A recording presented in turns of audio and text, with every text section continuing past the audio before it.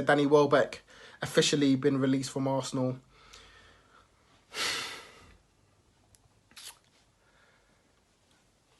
Danny Welbeck's time at Arsenal, was it successful? I'll be honest, I didn't even want him.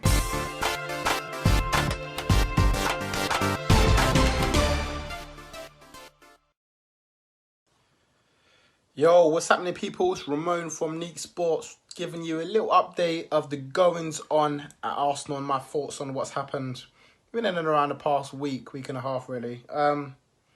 And first of all, it wouldn't be right for me to start this video without sending our thoughts and prayers go out to Jose Antonio Reyes, the former Arsenal winger who joined Arsenal during their unbeaten season and stayed here for a few years. He obviously tragically passed away in a car crash in Spain in the past week or so, and they've had a funeral already for him. And yeah, we just send our condolences out to him and his family. He was obviously a very good player for us. He served us well. Not a bad word to say about him. So yeah, thoughts and prayers go out to him and his family, and his of course he's left behind some dear children as well. So yeah, of course thoughts go out to him. Of course, he was also a former player of our manager, Emery, as well, so who travelled over for the funeral. So yeah, rest in peace, Jose Antonio Reyes. In terms of what's happening at Arsenal this week, well, it's all change at Arsenal this week. We're hearing now, there's obviously been an announcement made in the past week or so that, not officially, I don't think, strong rumours that are going around that Freddie Ljungberg will be taking over as assistant manager to Emery from Steve Bold. Emery seems as though he's changing positions with Steve Bold. Freddie Ljungberg is Arsenal under-23 head coach, or was the under-23 head coach last season for sure, working under the academy manager, which is now Per Mertesacker, after he decided to become academy manager at the end of his role at Arsenal last season. And it seems that Steve Bold is going to be now working closely with Per Mertesacker with the youth, under-23s and under-18s. And interesting move from Emery. Interesting move, man. Apparently, Ljungberg's been doing very, very well with the kids down there at the Arsenal Academy, and have had some success. Of course, players have come through already this season, the likes of Maitland-Niles and Joe Willock getting their first team opportunities. Of course, Reece Nelson and Emil Smith-Rowe have been out on loan in the Bundesliga, so we'll wait to see what they bring when they come back. Maybe that could be a chance for Ljungberg to start integrating 4 of those players into the first team next season. We'll have to wait and see. But it's an interesting move because there's lots of talk. We heard at the end of last season that if Arsenal don't make it into the Champions League, then there will only be a budget of £40 million to spend. And boy, if that's the case, then Freddie Ljungberg will have to work wonders with his youth team, because we're going to need players to play the first team. We've released a few players, which I'll get into in a second. But yes, very interesting. And I'm actually happy, man. The guy's a legend, of course. Redhead Freddie, as we used to know him as back when he played for Arsenal. During his time, he was successful. Brought us some good times, league titles, FA Cups in there as well. Freddie was a good player for us, man, and you could tell he stepped up in his coaching as well, the way he is on the touchline. I've seen him a couple of times in a couple of the academy games this season. From what I've seen, he seems like a man who wants to get fully involved with the kids and help them develop as Arsenal players, as a man who's played for the club himself. It could be a good step up. Of course, Emery's still got his own backroom staff there as well, so Ljungberg will just become a part of Emery's team.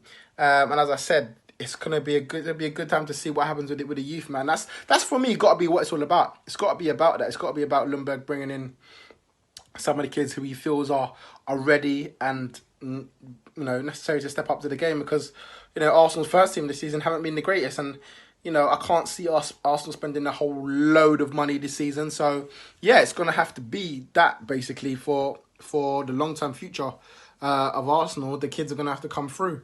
So we'll see what happens with that, whether Freddie will bring them through. And interesting note, Steve Bold's still at the club. There's a lot of talk that he might not be here next season, that Emery doesn't want him as part of the team, doesn't want him as part of the club, and that he wants to get rid of him. But it seems like he's getting a downgrade to the kids and helping them come up. I mean, I'm not quite sure on that one, really. If you don't want him at the club, then don't have him at the club. Bringing him down to the youth is basically just going to impart what you had on the first team into the youth. And if it weren't working for the first team, is it going to be much for the kids or the academy? I'm not too sure. For me personally, I would rather bring in someone, another fresh face into the club. Of course, you got obviously Mertesacker as the academy overall manager, but if he's going to go and be the under-23 head coach, is that going to work for Arsenal? I'd personally, it's not for me, but it seems like that's what Emery wants, and that's what is going to happen. So we'll have to wait and see. It could be successful. It could be successful for Arsenal. It could be successful for the future of Arsenal. At the end of the day, we have to look long term. We can't just be looking at the first year or so at the club. I know Emery may not have this much time here, but some of those kids are going to be here for the next 3, 4, 5, 6 years. So we need to look after them. We need to make sure that they make the right step up into the club. We haven't had any great success in the youth in the past 5 years. We always talk about how Arsenal used to have a great academy when the likes of Wilshere and Fabregas came up from the youth into the first team, where we've not really had that. Alex Iwobi was probably the only one of the last few years that's really made a step up, and even he's not really guaranteeing his place in the starting lineup for Arsenal at the moment so far in the past year or so. So yeah, we need a better process to bring through these kids, and yeah, we'll wait and see if Freddie and Pierre Mertesacker and Steve Bold can do that with Arsenal. Of course, the other big news is that all the clubs have had to announce their list of players that they're going to release. And I guess one of the surprises, we obviously knew that Petr Cech and Aaron Ramsey were leaving Arsenal. They've announced it before. We sort of assumed Danny Welbeck would be leaving because he had a sort of farewell gift given to him on the pitch by the owners. And the directors at Arsenal, they sort of gave him a plaque to say thank you for your time at the club. So we kind of knew Welbeck would be going. I guess the other one whose contract was up for debate was Lichtsteiner. And he announced on Instagram that he'll be leaving the club. His time at Arsenal is up, and yeah, he's leaving. Lichtsteiner. He came on a free, and I remember doing a video about a year ago when he came to Arsenal, me talking about how it could be good for Hector Bellerin, learning under the wisdom of a man winning back-to-back league titles at Juventus and Serie A. But when you look back at the season, Bellerin had been injured since what? February, January time? We've got all the way to a Europa League final, and our right back, now wing back, is a kid called Maitland-Niles, who is naturally a centre midfielder. How have we got there? We bought Lichtsteiner for this specific reason, for Bellerin to help develop, for him to play some games. So it was even for him to start games at Arsenal to start season. Now we're talking about him being second, third, fourth choice right back for Arsenal. No one person wanted him to start in that final, including me. Because he hasn't been good enough. He's been poor this season, Lichtsteiner. Literally, from start to finish, he had about one good game, maybe two, max. The rest have all been below par. And there's a reason why he's lost his space to Maitland-Niles. In recent weeks, Carl Jenkinson has been chosen over him. Carl Jenkinson. Yeah.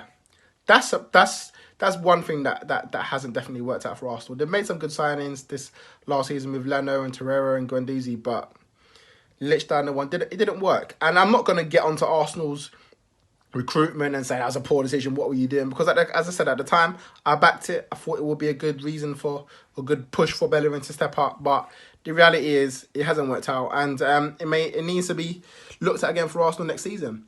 Arsenal got a decision to do that. What do they go with Maitland-Niles as a backup right wing back for Bellerin? Or do we actually go out and buy a right back? Maybe a first team right back, maybe to push out Bellerin.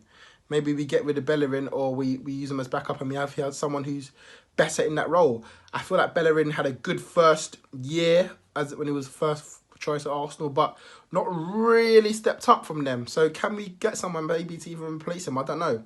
I think it's an area Arsenal got to think about. You either go with Bellerin and Maitland-Niles or we buy someone else, because we can't be at the end of the season not knowing who our right back is. I think that's poor for a team like Arsenal. We're going to be playing Europa League again. And we need to get back in the Champions League. This is what we need. Well, we need to start playing good football.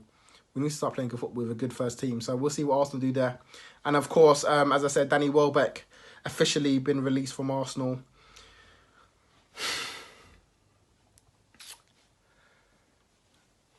Danny Welbeck's time at Arsenal, was it successful? Was alright. He had a few good games. I mean, what did I expect him to have a successful season at Arsenal? I'll be honest, I didn't even want him. I'll be honest, I'll be straight up honest. I didn't want Welbeck to come to Arsenal. I wasn't a fan of his at the time. I thought he was an overrated player, and then we signed him and I had to back him for the time he was here. It wasn't, injuries have scuppered his time at Arsenal. Injuries have really scuppered his time.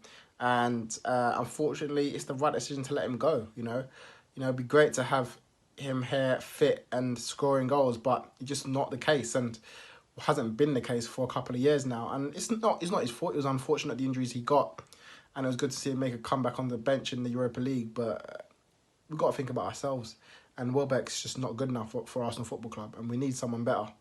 I know there's talks of signing some wingers already. Carrasco is obviously the big name mentioned. I'll take Carrasco.